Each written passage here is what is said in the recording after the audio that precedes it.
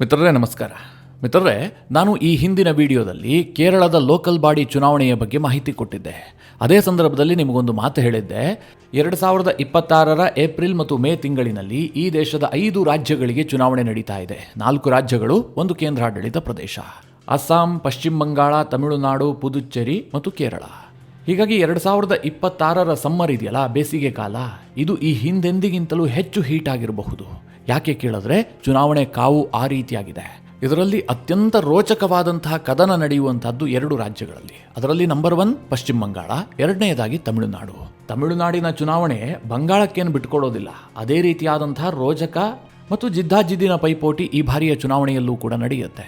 ಮಿತ್ರರೇ, ತಮಿಳುನಾಡಿನಲ್ಲಿ ಬೇರೆ ಬೇರೆ ಬೆಳವಣಿಗೆಗಳಾಗ್ತಾ ಇದ್ದಾವೆ. ಮುಖ್ಯವಾಗಿ ಕಾರ್ತಿಕೇಯನ್ ದೀಪದ ಬಗ್ಗೆ ಯಾಕೆ ಮಾಹಿತಿ ಕೊಟ್ಟಿಲ್ಲ ಅಂತ ಕೆಲವರು ಕೇಳ್ತಾ ಇದ್ರು. ಆದರೆ ಈ ವಿಡಿಯೋದಲ್ಲಿ ನಾನು ಅದರ ಬಗ್ಗೆ ಹೇಳೋದಕ್ಕೆ ಹೋಗೋದಿಲ್ಲ. ಅದಕ್ಕೆ ಸಪರೇಟ್ ಆದಂತಹ ವಿಡಿಯೋ ಮಾಡಿ ನಿಮಗೆ ತಿಳಿಸ್ಕೊಡುವಂತಹ ಪ್ರಯತ್ನ ಮಾಡ್ತೀನಿ. ಈ ವಿಡಿಯೋದಲ್ಲಿ ಮಿತ್ರರೇ, ಮುಖ್ಯವಾಗಿ ತಮಿಳುನಾಡು ಚುನಾವಣೆಯ ಬಗ್ಗೆ ಒಂದು ಸಮೀಕ್ಷೆ ಹೊರಗೆ ಬಂದಿದೆ. ಇದು ಬಹಳ ಇಂಟ್ರೆಸ್ಟಿಂಗ್ ಆದಂತಹ ಪ್ರಪ್ರಥಮವಾದಂತಹ ಸಮೀಕ್ಷೆ. ಈ ಸಮೀಕ್ಷೆ ಬಹುತೇಕ ಎಲ್ಲರ ಲೆಕ್ಕಾಚಾರವನ್ನು ತಲೆಕೆಳಗೆ ಮಾಡಿದೆ. ತಮಿಳುನಾಡಿನಲ್ಲಿ ಈಗ ಚುನಾವಣೆಯಾದರೆ ಯಾವ ರೀತಿಯಾದಂತಹ ರಿಸಲ್ಟ್ ಬರಬಹುದು? DMK ಗೆಲ್ಲುತ್ತಾ, AIDMK ಗೆಲ್ಲುತ್ತಾ, ಅಥವಾ ವಿಜಯ್ ಅವರ TVK ಗೆಲ್ಲುತ್ತಾ? ಇದರ ಬಗ್ಗೆ ಸಮೀಕ್ಷೆ ಅಚ್ಚರಿಯ ಭವಿಷ್ಯ ನುಡಿದಿದೆ. ಮಿತ್ರರೇ, ಈ ವಿಡಿಯೋದಲ್ಲಿ ತಮಿಳುನಾಡಿನ ಈ ಸಮೀಕ್ಷೆಯ ಬಗ್ಗೆ ನಿಮಗೆ ಡೀಟೇಲ್ ಆಗಿ ಮಾಹಿತಿ ಕೊಡುವಂತಹ ಪ್ರಯತ್ನ ಮಾಡ್ತೀನಿ. ನೀವು ಈ ವಿಡಿಯೋನ ಕೊನೆವರೆಗೂ ಮಿಸ್ ಮಾಡದೆ ನೋಡಿ. ಮೊದಲಿಗೆ ಈ ಸಮೀಕ್ಷೆಯ ಬಗ್ಗೆ ಮಾಹಿತಿ ಕೊಡ್ತೀನಿ. ನಂತರ ಇದು ಸಾಧ್ಯ ಆಗತ್ತಾ, ಈ ಸಮೀಕ್ಷೆಯ ಅಂಶಗಳು ಸತ್ಯ ಆಗತ್ತಾ, ಅದರ ಬಗ್ಗೆ ಮಾಹಿತಿ ಕೊಡ್ತೀನಿ. ಈ ಸಮೀಕ್ಷೆಯನ್ನು ನಡೆಸಿದ್ದು JVC ಸಂಸ್ಥೆ. JVC ಈ ದೇಶದಲ್ಲಿ ಎಲ್ಲೇ ಚುನಾವಣೆ ಆದರೂ ಕೂಡ ಚುನಾವಣಾ ಪೂರ್ವ ಸಮೀಕ್ಷೆಯನ್ನು ನಡೆಸುತ್ತೆ, ಚುನಾವಣೋತ್ತರ ಸಮೀಕ್ಷೆಯನ್ನು ಕೂಡ ನಡೆಸುತ್ತೆ. ಹೀಗಾಗಿ JVC ಸರ್ವೆಗಳನ್ನು ಕಂಡಕ್ಟ್ ಮಾಡೋದ್ರಲ್ಲಿ ಒಂದು ರೆಪ್ಯೂಟೆಡ್ ಸಂಸ್ಥೆ ಅಂತ ಹೆಸರುವಾಸಿಯಾಗಿದೆ. ಈ JVC ತಮಿಳುನಾಡಿನಲ್ಲಿ 100 ಕ್ಷೇತ್ರಗಳ ಸಮೀಕ್ಷೆಯನ್ನು ಕಂಡಕ್ಟ್ ಮಾಡಿತ್ತು. ತಮಿಳುನಾಡಿನಲ್ಲಿ ಒಟ್ಟು 234 ವಿಧಾನಸಭಾ ಕ್ಷೇತ್ರಗಳಿದ್ದಾವೆ.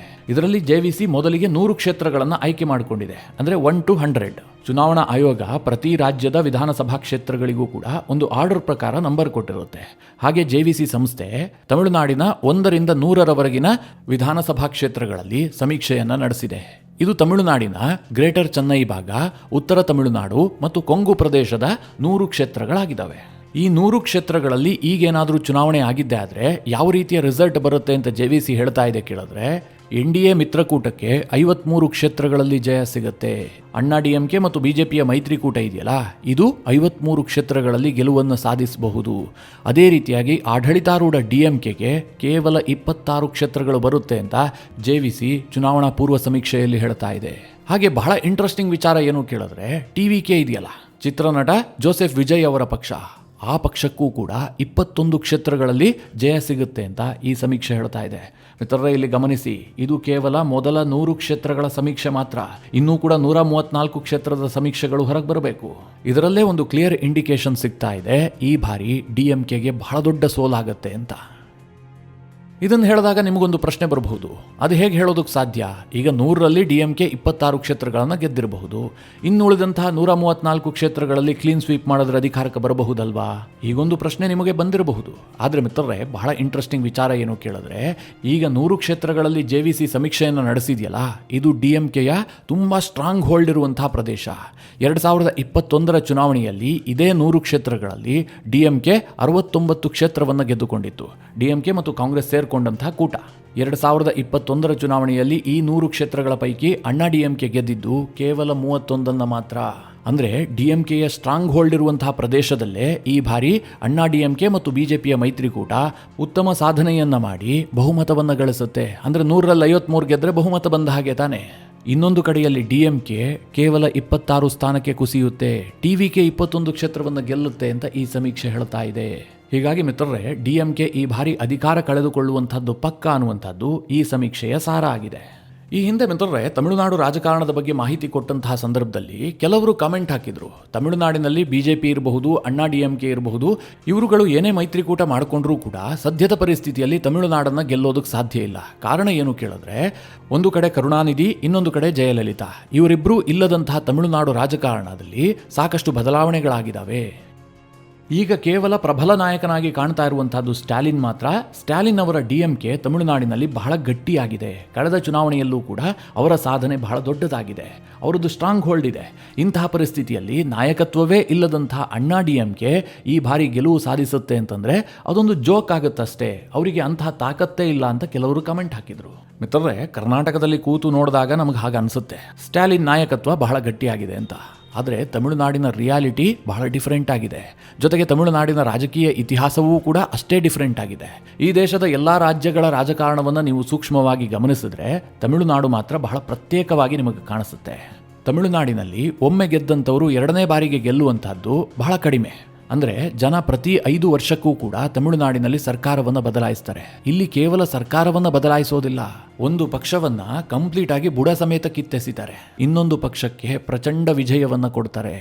ಮಿತ್ರರೇ, ಇದನ್ನು ನಿಮಗೆ ಕ್ಲಿಯರ್ ಆಗಿ ಅರ್ಥ ಮಾಡಿಸಬೇಕಾದ್ರೆ ತಮಿಳುನಾಡು ರಾಜಕಾರಣದ ಒಂದು ಸ್ವಲ್ಪ ಇತಿಹಾಸವನ್ನು ಹೇಳಬೇಕಾಗತ್ತೆ. ಒಂದು 4 ಚುನಾವಣೆಗಳ ಉದಾಹರಣೆಯನ್ನು ಕೊಟ್ಟರೆ ನಿಮಗೆ ಚೆನ್ನಾಗಿ ಅರ್ಥ ಆಗುತ್ತೆ. ಮಿತ್ರರೇ, 1989ರ ವಿಧಾನಸಭಾ ಚುನಾವಣೆಯಲ್ಲಿ ಕರುಣಾನಿಧಿ ಅವರ ಡಿಎಂಕೆ ಪಕ್ಷ 150 ಸೀಟ್ಗಳನ್ನು ಗೆದ್ದಿರುತ್ತೆ. ಕರುಣಾನಿಧಿ ಮುಖ್ಯಮಂತ್ರಿ ಆಗಿರ್ತಾರೆ. ಆ ಚುನಾವಣೆಯಲ್ಲಿ ಜಯಲಲಿತಾ ಪಕ್ಷ ಕೇವಲ 27 ಸೀಟ್ಗಳನ್ನು ಮಾತ್ರ ಗೆದ್ದಿರುತ್ತೆ. ಅದೇ ಮಿತ್ರರೇ, ಕೇವಲ 3 ವರ್ಷದಲ್ಲಿ ಅಂದರೆ 1991ರಲ್ಲಿ ಪುನಃ ಚುನಾವಣೆ ಆಗುತ್ತೆ. ಆ ವಿಧಾನಸಭಾ ಚುನಾವಣೆಯಲ್ಲಿ ಜಯಲಲಿತಾ ಪಕ್ಷ 225 ಕ್ಷೇತ್ರವನ್ನು ಗೆದ್ದುಕೊಳ್ಳುತ್ತೆ. Complete clean sweep. ಡಿಎಂಕೆ ಕೇವಲ 7 ಕ್ಷೇತ್ರವನ್ನು ಮಾತ್ರ ಗೆಲ್ಲೋದಕ್ಕೆ ಸಾಧ್ಯ ಆಗುತ್ತೆ.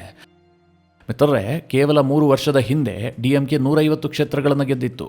ಆದರೆ ಅದಾಗಿ 3 ವರ್ಷದಲ್ಲಿ ಡಿಎಂಕೆಗೆ ಎಂತಹ ಸೋಲನ್ನು ತಮಿಳುನಾಡಿನ ಜನ ಕೊಡ್ತಾರೆ ಅಂತಂದರೆ 7 ಸೀಟ್ಗೆ ಬಂದಿಳಿತಾರೆ. ಮಿತ್ರರೇ, ಇದೇ ರಿಸಲ್ಟ್ ಬೇರೆ ಯಾವುದಾದ್ರೂ ರಾಜ್ಯದಲ್ಲಿ ಬಂದಿದ್ದೆ ಆದರೆ ಆ ಪಕ್ಷ ಮತ್ತೆ ಚೇತರಿಸಿಕೊಳ್ತಾ ಇರಲಿಲ್ಲ, ನಾಮಾವಶೇಷ ಆಗಿ ಹೋಗ್ಬಿಡ್ತಾ ಇತ್ತು. ಆದರೆ ತಮಿಳುನಾಡಿನಲ್ಲಿ ಹಾಗಾಗೋದಿಲ್ಲ. ಕೇವಲ 7 ಸೀಟ್ಗಳನ್ನು 91ರ ಚುನಾವಣೆಯಲ್ಲಿ ಗೆದ್ದಿದ್ದಂತಹ ಡಿಎಂಕೆ 96ರ ಚುನಾವಣೆಯಲ್ಲಿ 221 ಕ್ಷೇತ್ರವನ್ನು ಗೆಲ್ಲುತ್ತೆ. 91ರ ಚುನಾವಣೆಯಲ್ಲಿ 225 ಕ್ಷೇತ್ರಗಳನ್ನು ಗೆದ್ದಿದ್ದಂತಹ ಜಯಲಲಿತಾ 96ರ ಚುನಾವಣೆಯಲ್ಲಿ ಕೇವಲ 4 ಕ್ಷೇತ್ರವನ್ನು ಗೆಲ್ತಾರೆ. 4 ಕ್ಷೇತ್ರವನ್ನು ಗೆದ್ದಿದ್ದಂತಹ ಅಣ್ಣಾ ಡಿಎಂಕೆ ಮತ್ತೆ 5 ವರ್ಷದಲ್ಲಿ ಕಂಬ್ಯಾಕ್ ಮಾಡುತ್ತೆ. 2001ರ ಚುನಾವಣೆಯಲ್ಲಿ ಜಯಲಲಿತಾ ಪಕ್ಷ 196 ಕ್ಷೇತ್ರ ಗೆದ್ದು ಅಧಿಕಾರಕ್ಕೆ ಬರುತ್ತೆ. 2006ರಲ್ಲಿ ಮತ್ತೆ ಕರುಣಾನಿಧಿಗೆ ಜನ ಮ್ಯಾಂಡೇಟ್ ಅನ್ನು ಕೊಡ್ತಾರೆ.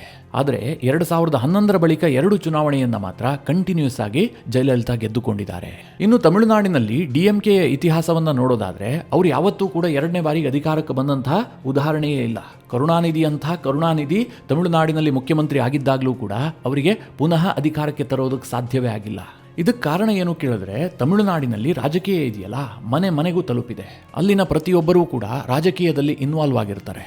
ತಮಿಳುನಾಡಿನ ಜನ ಯಾವ ರೀತಿಯ ಮನಸ್ಥಿತಿಯವರು ಕೇಳಿದ್ರೆ, ಅವರಿಗೆ ಯಾರನ್ನಾದರೂ ಸೋಲಿಸಬೇಕು ಅಂತ ಅನಿಸೋದು ಬೇಗ, ಗೆಲ್ಲಿಸಬೇಕು ಅಂತ ಅನಿಸೋದು ಕೂಡ ಬೇಗ, ಬಹಳ ಬೇಗ ಡಿಸೈಡ್ ಮಾಡಿಬಿಡ್ತಾರೆ. ಕರ್ನಾಟಕದ ರೀತಿಯಲ್ಲ. ಕರ್ನಾಟಕದಲ್ಲೂ ಕೂಡ 5 ವರ್ಷಕ್ಕೆ ಸರ್ಕಾರವನ್ನ ಜನರೇನೋ ಬದಲಾಯಿಸ್ತಾರೆ, ಆದರೆ ರಾಜಕೀಯವಾಗಿ ಜನ ಅಷ್ಟು ಇನ್ವಾಲ್ವ್ ಆಗಿರೋದಿಲ್ಲ. ಈ ಸರ್ಕಾರವನ್ನ ಉರುಳಿಸಲೇಬೇಕು ಅಂತ ಜನ ಮತ ಕೊಡೋದಿಲ್ಲ. ಇಲ್ಲಿ ಹೆಚ್ಚಾಗಿ ಜಾತಿ ಧರ್ಮದ ಆಧಾರದಲ್ಲಿ ಮತದಾನ ನಡೆಯುತ್ತೆ. ಆದರೆ ತಮಿಳುನಾಡಿನಲ್ಲಿ ಹಾಗಲ್ಲ. ಈಗ ಜೆವಿಸಿಯ ಸಮೀಕ್ಷೆ ಹೇಳದಂತೆ ಡಿಎಂಕೆಗೆ ಸೋಲಾಗೋದಕ್ಕೆ ಏನು ಕಾರಣ?